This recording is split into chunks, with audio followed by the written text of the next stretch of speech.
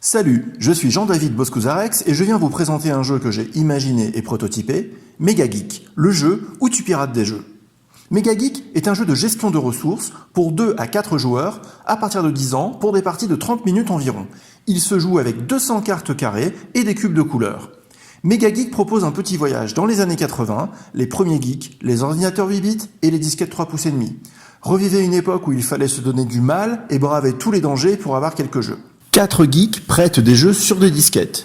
C'est la ressource du jeu avec ses 32 variations possibles.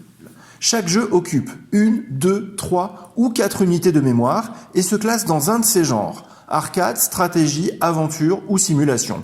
Certains jeux sont classés dans 2 genres à la fois, comme action-aventure ou stratégie-simulation. Pour gagner la partie, on crée des compilations de jeux sur disquette pour atteindre un score de 100 000 points. À tour de rôle, les joueurs peuvent effectuer différentes actions. On emprunte un jeu à un geek, on y ajoute une carte virus check, puis on peut le copier et l'intégrer dans une compilation. On peut garder le jeu ou le rendre au geek qui propose alors un nouveau jeu. Cela permet une rotation de l'offre. Si on ne lui rend pas ses jeux, le geek perd confiance et se désactive. La ressource n'est alors plus disponible. Une carte Reset détermine les conditions de réactivation du geek dont il faudra s'acquitter seul ou collectivement. Pour pirater un jeu, on commence par révéler sa carte Virus Check, car on ne peut pirater un jeu infecté par un virus. Puis on insère le jeu dans la partie Read de son ordi. Le piratage peut commencer. On y ajoute à la barre de copie de son ordi le nombre de cubes de couleurs correspondant au jeu. Et voilà, le jeu est copié dans l'ordi. On peut alors le rendre ou l'utiliser plus tard pour une autre compilation. Pour valider un disque pirate, on ajoute ici un second jeu sur la compilation. Enfin, on insère une disquette vierge dans la partie Write et on y dépose les 4 cubes de l'ordi. Le disque pirate est créé. Si la combinaison du disque pirate correspond à une carte score, on s'en empare et on marque les points affichés.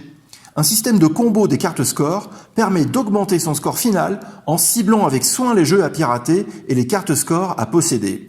Si le jeu dont on a besoin est dans la réserve d'un autre joueur, on peut proposer un échange, mais gare au virus. Avec les cartes Geek Action, on contourne les règles et on envoie des bugs à l'adversaire.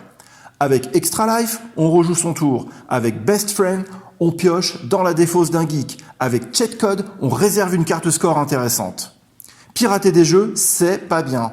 À la fin de chaque round, le joueur imprudent qui possède le plus de jeux piratés reçoit une carte anti-Geek Squad. Au bout de 3 cartes, on défausse un disque pirate durement acquis. Dans Megageek, on doit gérer une ressource multiforme et très convoitée. Le jeu introduit une mécanique de duplication et de compilation avant de générer des scores. Convoitise des cartes fortes, programmation et anticipation, coups bas et privilèges sont au centre de ce jeu où tous les coups seront permis pour arriver à ses fins. Megageek vous a plu? Vous voulez l'essayer? Alors contactez-moi sur contact@bzx.fr. Merci de m'avoir écouté et à bientôt.